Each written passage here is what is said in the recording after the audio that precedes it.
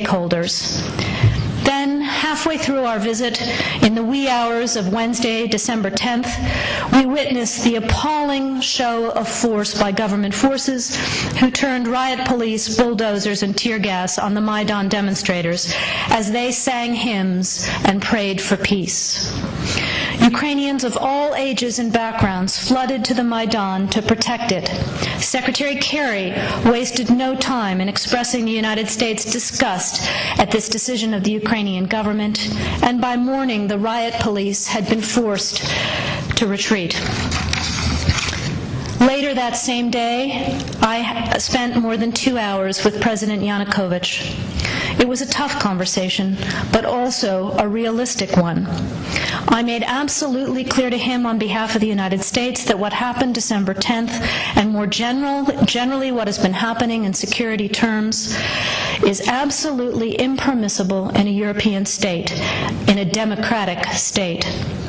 But I also made clear that the United States believes there is a way out for Ukraine, that it is still possible to save Ukraine's European future, and that that is where we wanted to see the President lead his country.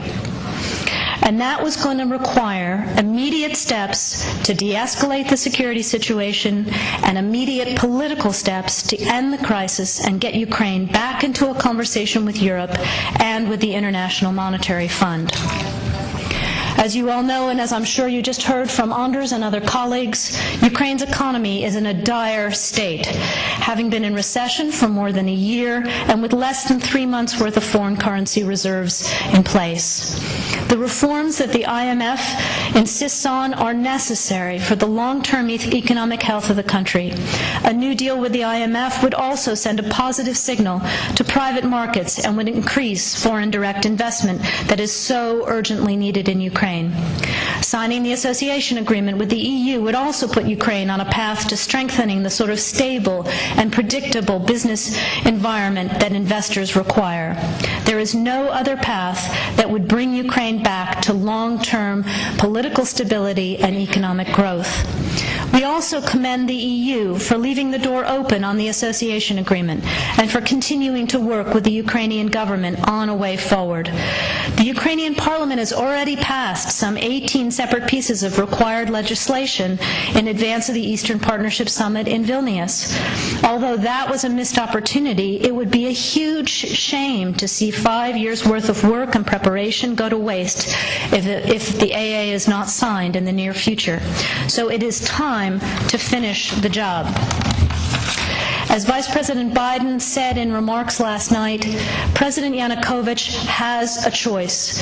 He can choose the path that leads to division and isolation, or he can take a leap and take immediate, tangible steps to defuse his country's crisis and start a genuine dialogue with the opposition and agree on a path that returns Ukraine to economic and political health.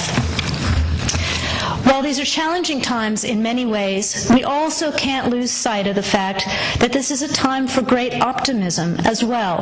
You only have to be on the Майдан to feel the energy, to feel the hope of Ukrainians coursing through the center of Kyiv and across the country. People are engaging because they know they have a stake in the future of their country. We see energy, we see optimism that simply didn't exist in Ukraine 20 years ago. People are of all ages, of all classes, of all walks of life, are taking ownership of their future and coming out into the streets to demand a European future. They're doing so peacefully, with great courage, and with enormous personal restraint. Since Ukraine's independence in 1991, the United States has supported Ukrainians as they build democratic skills and institutions, as they promote civic participation and good governance, all of which are preconditions for Ukraine to achieve its European aspirations. We've invested over $5 billion to assist Ukraine in these and other goals that will ensure a secure and prosperous and democratic Ukraine. Today, there are senior officials in the Ukrainian government, in the business community, as well as in the opposition, civil society, and the religious community who believe in this democratic and European future for their country. And they've been working hard to move their country and their president in the right direction.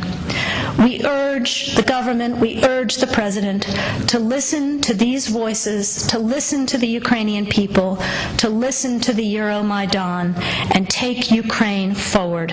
The support of the people in this room is absolutely essential. We thank you for all you are doing. We thank you for your partnership all these years, and we look forward to continuing to stand shoulder to shoulder with you as we take Ukraine into the future that it deserves. Thank you very much for the time today.